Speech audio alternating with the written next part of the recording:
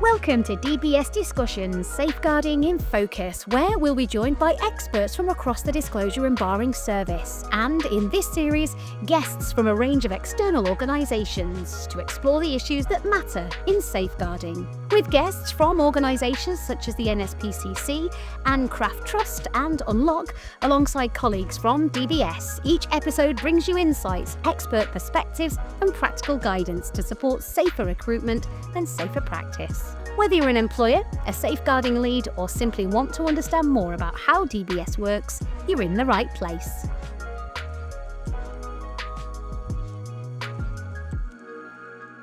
Welcome to the second episode in the second series of Safeguarding Discussions, DBS in Focus. I'm Hayley Kay, an independent podcast host, and this episode is a two-parter. We're looking at levels of DBS checks and safeguarding, and today, in part one, we'll be looking specifically at working with children.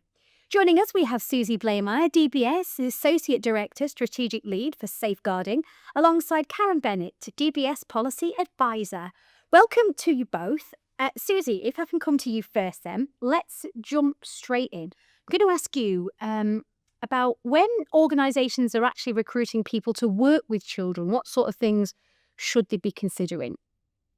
Okay, well, thank you very much for having me with you today. Just to put it in a little bit of context, I suppose, just to think about when we're talking about working with children, ensuring that only suitable people get to work with children is absolutely fundamental in terms of preventing children coming to harm. And I guess we need to think that children are kind of by their very nature more vulnerable to abuse. Younger children can't tell you something that's happening to them that they don't like. They're physically smaller and they're more vulnerable, which means that we all need to take really kind of extra care when we're recruiting people to work with children, because, if we're entrusting children with them, we need to be very sure that they are suitable. We also need to bear in mind that, sadly, some unsuitable people or people who might wish to do harm to children are potentially going to be drawn to professions or roles which give them access to children. So it's really important that organisations and professionals who are recruiting people kind of hold that in mind and make sure that they have clear safeguarding statements to set expectations and hopefully to deter unsuitable people from applying. Where does DBS fit into that process? Okay, so DBS checks are a really essential part of checking out people who might want to work with children. If they're working in what we call regulated activity with children, their DBS check will be an enhanced with barred list check.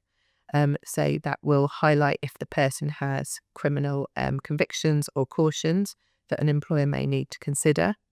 And the check will also include a check of the list of those people who are barred from working with children. So DBS checks are a really important part of weeding out the people who absolutely definitely should not be working with children.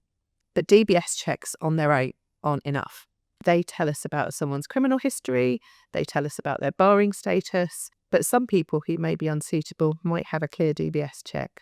If there are no offences disclosed on your DBS certificate, it may be because they've been filtered off, or it may be that they have committed potentially very serious offences and just haven't been caught yet. We can only use the police information we have, and if they haven't been caught, they won't have police information. So it's about seeing that DBS check in the context of all the safer recruitment checks that an organisation should be doing. And I'm thinking of things like potentially overseas criminal records checks, if that's applicable, making sure that identity checks are done properly, checking out a person's work history, taking up references and verifying those references, because it's not unknown for people to try to provide false references, checking out people's right to work in the UK, and also checking out things like qualifications, making sure that all those things add up. And the statutory guidance around such as keeping children safe in education, which kind of sets out the importance of all those steps. Gosh, so it's really an enormous undertaking, isn't it? You know, DBS kind of is one part of a much wider process, essentially, when it comes to recruitment. Karen, if I can bring you in, because I want to know about how DBS checks work specifically in relation to working with children. Yes, of course. So there are 4 different levels of DBS check, and a basic, standard, enhanced, and enhanced with barred list checks. Now, for roles that are working with children, and it's likely to be in either the higher 2 levels of checks, that are going to be relevant. So I'll kind of explain a bit more about them if you like. So enhanced DBS checks, they'll show details of spent and unspent convictions and cautions subject to filtering rules. They'll also disclose any relevant local police intelligence. So that could be things, somebody has been perhaps accused of a crime, but it hasn't been taken any further. If the police have any local intelligence that they believe is relevant to working with children, and they can disclose that on a DBS certificate. So, and if it's requested, if it's eligible for the role, disclose whether the person is on the children's barred list check as well. So that's likely to be for roles that are in regulated activity. And there's a small number of roles that aren't in regulated activity that can also request the children's barred list check. Couple of questions on that, Karen. You mentioned filtering rules. What you said sort of subject to filtering rules? I wasn't quite sure what you meant by that. Yeah, of course. Well, the filtering rules, they were first introduced in 2013. They basically mean that some of the kind of less severe crimes are no longer disclosed on a DBS check. Okay. So before 2013, you could have had perhaps a caution for shoplifting, perhaps like you got when you were age 16. It could be 30 years later and you're applying for a DBS check, and that really old caution for shoplifting could still be disclosed on the check. Wow. For a long time ago. So that was before 2013. So the filtering rules, when they were introduced in 2013, they were amended in 2020. So the filtering rules currently are that basically if there is a list of particularly serious offences, those of like a violent or a sexual nature, if you have one of those offences, they will always be disclosed. Okay, so they'll never be filtered out. Yeah. Okay. Yeah. Also, if you were imprisoned or had a suspended imprisonment sentence, then those offences will always be disclosed as well. But other than that, if you don't have one of those serious offences or you weren't imprisoned for them, then if you were convicted as an adult, then that offence would no longer be disclosed if it happened over 11 years ago. If you were convicted as a child, then that offence would no longer be disclosed if it happened over 5.5 years ago. And for cautions, if it's an adult caution, then that would no longer be disclosed sort of 6 years after the event. So it seems like the filtering helps things to be relevant. The important stuff stays on. The stuff that's kind of not who you are, it's not that they're kind of like in the past. So yeah, I sort of feel like I understand filtering now. But regulated activity, I know you've sort of both mentioned that phrase. So can you give us a bit of an example of what regulated activity with children is? Yeah, regulated activity is quite complex. So there's 3 different ways that somebody can be in regulated activity with children. The main bit is it comes down to the activities that the person is doing. And they have to be doing those activities often enough. We call it meeting the period condition, which is on more than 3 days in any 30-day period. Okay. So, and that's activities like teaching children, instructing, training them, if you're caring for children or supervising them, if you're sort of providing advice or guidance to children as well. So if you're doing that often enough, then you're in regulated activity. Okay. It can also include driving children, or if you're moderating like an online chat room that's targeted at children, then that's like one of the regulated activities. So if you're carrying out those activities often enough, then you're in regulated activity. So that's kind of one arm of regulated activity with children. Another way that you could be in regulated activity, if you're not carrying out any of those activities that I just mentioned, you can still be in regulated activity based on where you're working. Okay. So we call those specified establishments. So that's like in schools, or in children's homes, or in like children's detention centres. And it's aimed at those more ancillary roles. So things like cooks or cleaners or perhaps reception staff or something like that. where they're not responsible for carrying out any of the regulated activities. But if they're on the establishments often enough, and if they have the opportunity to have like regular contact with the children, they're there for the purpose of the establishment, then they can also be in regulated activity as well. So that's the second arm. Is there another? There's a short third arm is basically there's a list of roles that are listed in legislation. If you have one of those kind of positions, then you are in regulated activity, and that's things like fostering. Okay. If you're the line manager of somebody else who is in regulated activity, and there's a list of other largely Welsh inspection functions that are also in regulated activity.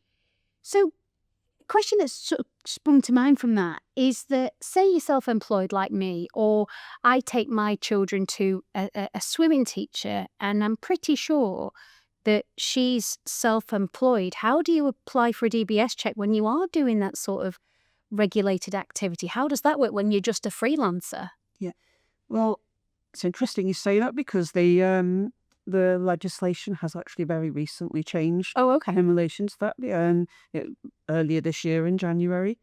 So previously, if you're self-employed, you weren't able to apply for your own DBS check. It had to be done through perhaps some kind of tutoring agency or something like that. But the legislation was changed earlier this year.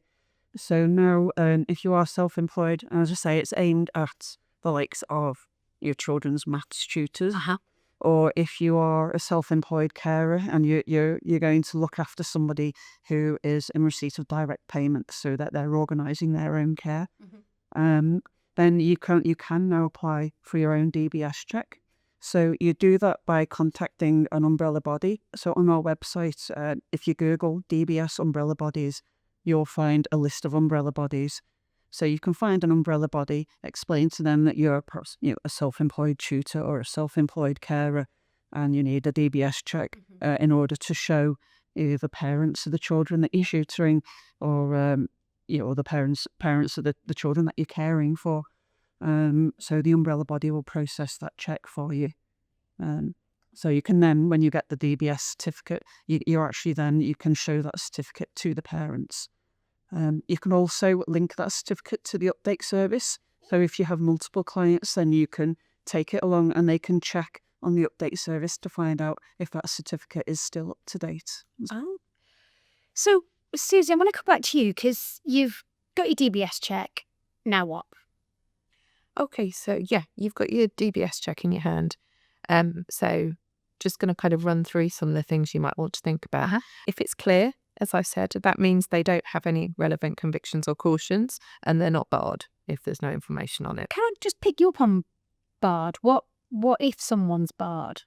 If someone is barred, that means you are not allowed to employ them in regulated activity with children if they're on the children's barred list. Right. And so as an employee, you need to be aware that you're committing an offence if you were to knowingly employ someone who is barred. Okay. Sorry, I feel like I've interrupted you, but it just, when you said it, I was like, right, I just need to fully understand. So barred, so it's an offence to employ that person and to undertake any regulated activity with children. That's correct. Okay. Sorry, I'll let you get that correct. Not a problem at all. So if it's clear, it means they're not barred. However, if there is information on the certificate, I'm talking about kind of conviction or caution information, because we've dealt with if they're barred, you can't employ them. If there is information about convictions or cautions, what should you do? First of all, I would just recommend you talk to the individual. DBS kind of can't advise about, whether or not to employ someone in specific situations. But there's kind of various risk assessment frameworks people can use. But just as a kind of general kind of guide, you might want to think about things like, has the person been upfront with you?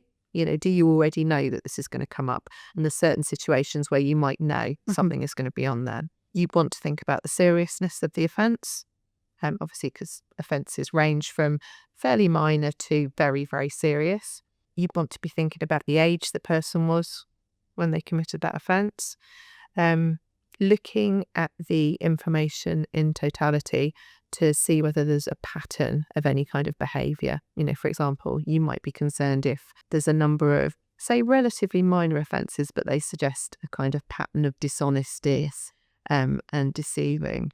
you want to talk to the person around the circumstances, around their offending behaviour. If it was in relation to, for example, a substance use issue, you might want to put it in that context and look at any evidence that they've kind of been rehabilitated, if they kind of done work and taken steps to address what caused them to offend. Basically, you're kind of gathering all that information, ideally alongside someone else to kind of as a balance to what you're thinking, and you conduct a bit of a kind of a risk assessment. And I mentioned that, you might know that something's going to come up. And by that, I'm thinking, for example, in some circumstances, you might be recruiting, say, a volunteer to work with young people who are becoming involved in gangs. Okay. And in those circumstances, somebody with that kind of lived experience of having been, say, on the periphery of a gang might be really, really important. So seeing there a criminal history which suggests historic gang involvement might be exactly what you're expecting to see. So there's never any kind of hard and fast rules about what is and isn't appropriate on a DBS certificate. So there's lots of different ways which organisations might use to check out people who want to work with children. And these are kind of developing and changing all the time. Many of the umbrella bodies who help provide DBS checks also now offer checks on a person's social media presence. So this means that they would comb the internet to look at all information in the public domain, looking at kind of news stories, online forums, looking at people's social media, and they then provide a report about the person's social media presence. And that can sometimes give employers really valuable information about the person that they're considering employing. So, gosh, that's interesting what you say about social media, but essentially what you're sort of saying then is that the DBS check is just one part of a big, broad, deep dive into the individual that's wanting to work with children.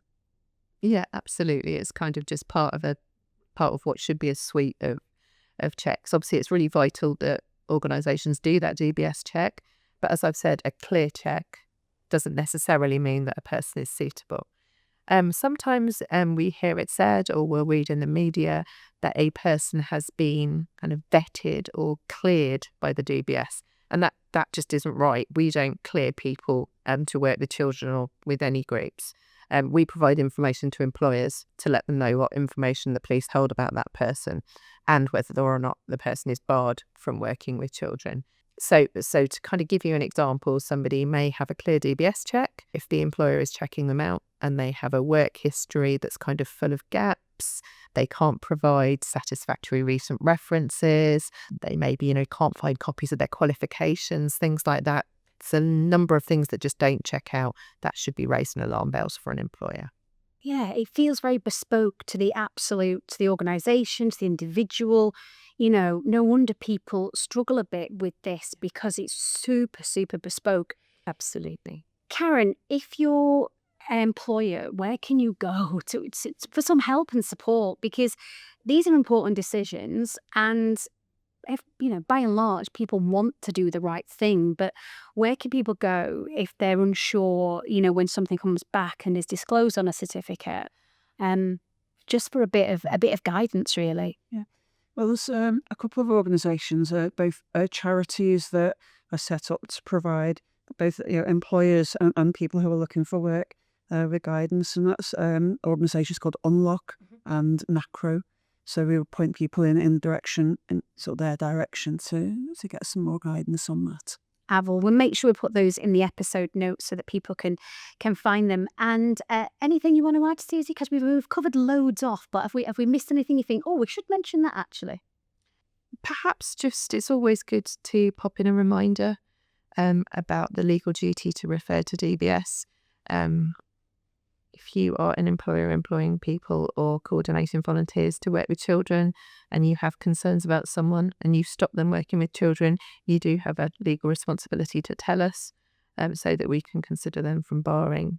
And just to underline again, I talked about a clear safeguarding statement, but just the importance of organisations having a safeguarding culture where everyone is kind of really well trained and well supported, knows what their responsibilities are in respect to safeguarding, those clear policies and kind of the confidence for people to speak up if they feel there is a safeguarding concern. Absolutely. I think just as a parent, nothing, and I mean nothing, is more important to me than the safety of my children. And I actually can't think of anything more important than this work. I really can't. We have covered loads today, Ring, so thank you for your time. I'm going to put you both in the spot. I'll maybe come to you for this, actually, Karen. Is there anything you sort of want people as a takeaway from our episode today? But we have covered loads, so thank you both. Yeah. Well, I know in particular regulated activity and eligibility in general is really complex. There's lots of legislation about it. But we do have a lot of guidance on the DBS website, so I'd really like to promote that. And if you go into the eligibility section of the gov.uk page, there's loads of information there. There's leaflets, there's workforce guides. It's really important to get the right level of DBS check so that you're not seeing information that legally you're not allowed to see. So yeah, I think that's the key take home for me anyway.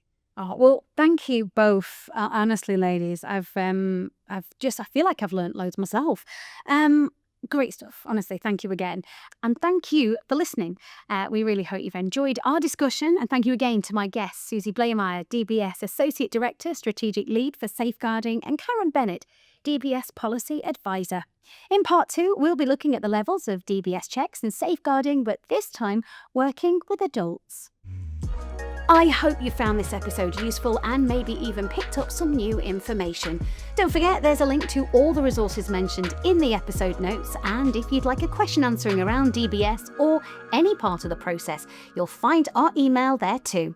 Thanks for listening.